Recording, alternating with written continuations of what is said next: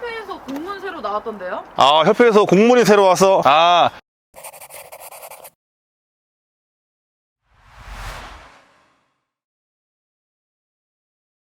2025년도 대폐차 처리 규정이 조금 바뀌었어요. 공문이 나왔는데 내년 1월 1일부터 시행을 한다고 합니다. 가장 크게 볼 내용이 뭐냐, 2024년도 1월 달에 시행된 카고, 윙바디, 셀프로다 통합이 됐죠. 이 통합이 된 거는 또 1년 연장을 한다고 합니다. 그렇기 때문에 카고 남바에서 셀프로다 등록하신 분들, 카고 남바에서 냉장, 냉동 등록하신 분들 걱정 없어요. 그리고 또 이제 한 가지 달라진 게 뭐냐, 지금 개별 화물이 1.6톤에서 뭐 16톤까지 한 방에 올라가잖아요. 일반 화물도 올라간다고 합니다. 일반 화물은 어떻게 올라가냐, 안과장이 예전부터 누누이 얘기했던 거예요. 조금 아쉽지만 그래도 우리 차주분들한테 조금 더 효율적으로 차를 대폐차하고 조금 좋아요. 돈이 좀 덜 들어가요. 1톤 운행하시던 분이 차를 바꾸면은 10톤 미만까지밖에 차를 못 바꿨기 때문에 요즘 나오는 5톤에 축 달아가지고 벤츠 같은 경우에는 10.5톤으로 출고하는데 1톤에서 바로 못 올라왔단 말이에요. 하지만 이제 지금은 법이 또 바뀌어가지고 1톤에서 뭐 16톤까지 바로 올라갑니다. 근데 뭐 4가지의 조건이 있어요. 특별한 건 3가지예요. 3가지인데 뭐냐, 특수 용도용 윙바디, 그리고 이제 그 유로6 SCR 장착된 차량, 그리고 이제 3년 미만 차량, 그리고 한 가지는 운수사업법에서 정가가 없는, 그거는 의미가 없고 한 3가지 정도만 충족을 시키면은 1톤에서 16톤까지 바로 올라갑니다. 이게 뭐가 좋냐, 최근에 5톤차 운행하시던 분이 차를 바꿨어요. 14톤 차로 만에 축 달아가지고 14톤이 나왔다 하더라고요. 근데 요거 같은 경우에는 이제 내가 5톤 차를 운행하다가 14톤 차로 바로 못 가니까 내가 지금 보유 중인 임대 넘버를 운수회사에 반납을 하고 또 300만원 400만원 주고 운수회사 남바를 등록을 했단 말이에요. 그 이중으로 돈이 들어가잖아. 이런 거를 조금 방지를 할 수가 있죠. 이제 차주분들이 차를 변경을 할 때 1톤에서 16톤까지 왔다 갔다 하니까 또 16톤 운행하시던 분이 내가 좀 차를 낮은 걸로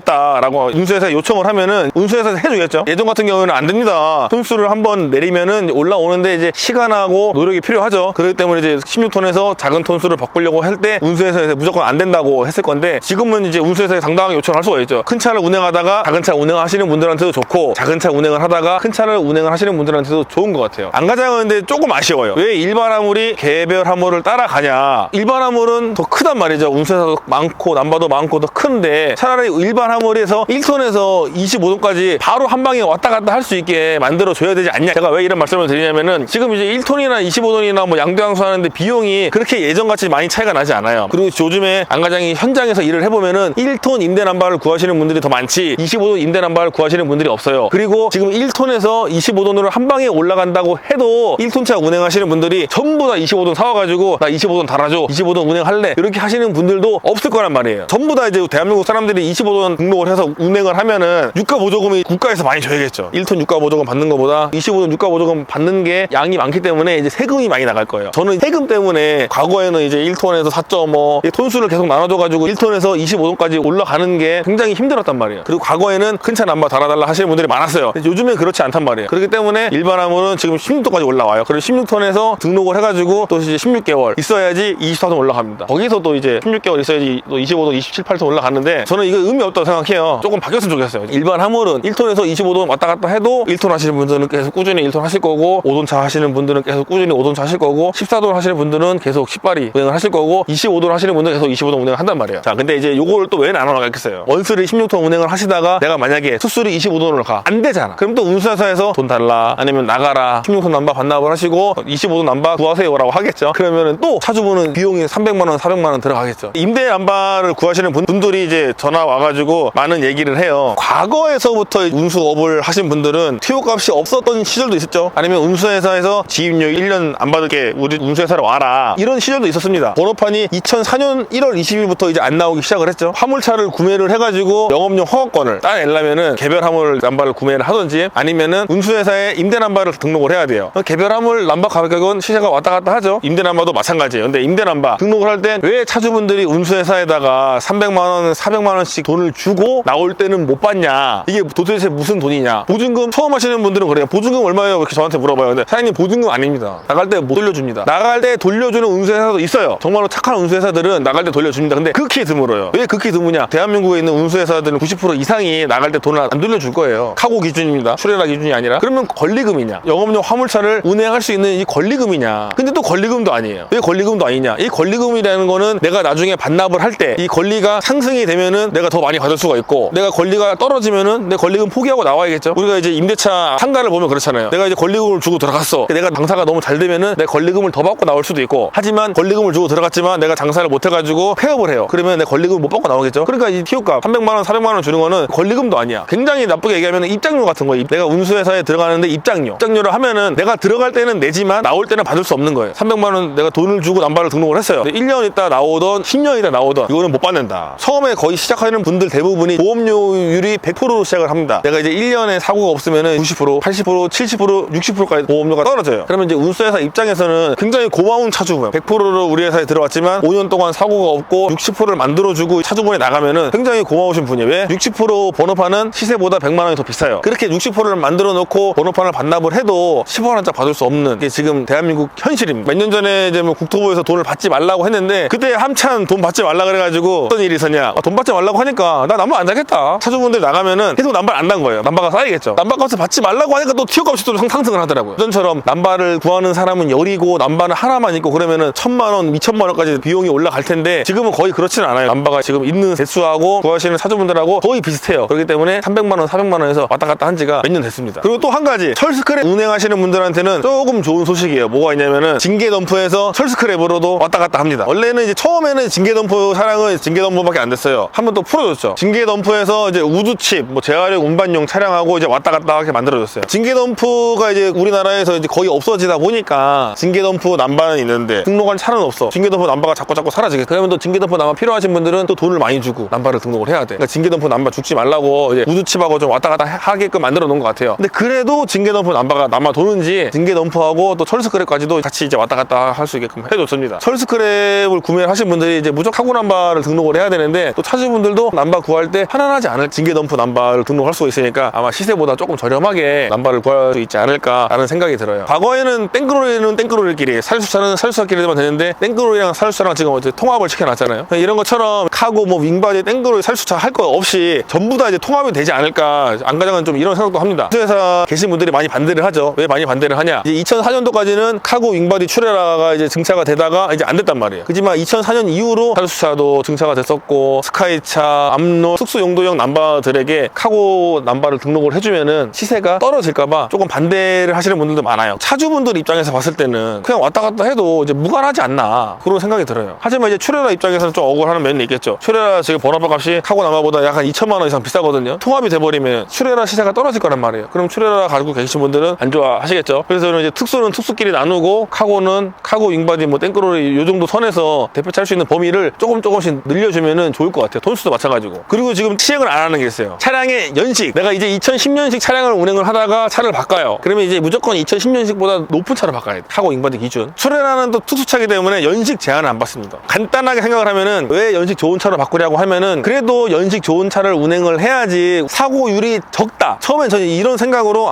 사고율이 적게 하기 위해서 연식 좋은 차를 구매를 하라고 하냐라고 생각이 들어요. 3년 미만 차는 연식 제한 안 받습니다. 신차와 동일하게 연식 제한을 안 받아요. 왜 3년으로 해놨을까? 3년은 그러면 신차랑 비슷하다고 보는 거예요. 근데 이 법이 언제 생겼냐? 안과장이 지금 15년 정도 하고 있는데 15년 전부터 이랬단 말이에요. 15년 전에 3년이었으면은 지금은 이제 5년으로 바꿔주던지, 차는 더 잘 만들고 고장이 안 나는데 2025년도에는 5년으로 바꿔준다. 차량에 대한 범위를 좀 늘려줘야 될 것 같아요. 그러면 출애라는 연식 제한이 없으니까 새 차를 내가 운행을 하다가 20년 된 차를 바꿔도 바꿔진단 말이에요. 그러면 출애라 면허가 있는 분들은 운전을 잘해서 신차를 타고 다니다가 노후차를 타도 사고가 안 나냐? 그렇기 때문에 출애라는 연식 제한이 없냐? 왜 카고차는 연식 제한이 있냐? 현대, 대우, 벤츠, 볼보만 이 메이커사에서 자기네들 신차 팔아 먹으려고 법을 정해놓은 거 아니냐? 저는 이 생각도 들어요. 얼마 전에 연락 오신 분이 있는데, 차를 출고를 해가지고 1년 정도 운행을 하시다가 사고가 난 거예요. 다행히 다치진 않았는데 사고가 나가지고 차를 폐차를 시켜야 돼. 새 차를 뽑아가지고 사고가 나기 때문에 얼마나 많은 돈이 손실을 받겠어요. 나는 운전을 해야 되고, 그럼 나는 적당한 차, 뭐 2,000만 원짜리, 3,000만 원짜리 차를 구매를 하고 싶은데 남바 때문에 그렇게 구매를 할 수가 없는 거예요. 그러면 또 신차를 뽑던지 3년 미만 차를 구매를 해야 되는데 그 정도의 경제력이 없단 말이죠. 그러면은 운수업을 포기해야 되는 상황이 오는 거예요. 저는 이게 너무 아쉬운 것 같아요. 차량을 늘려줘야 된다. 지금은 3년이에요, 3년. 앞으로 5년, 10년 늘려줬으면 좋겠습니다. 영업용 번호판에 대해서 조금 더 궁금하신 분들은 연락을 주시면은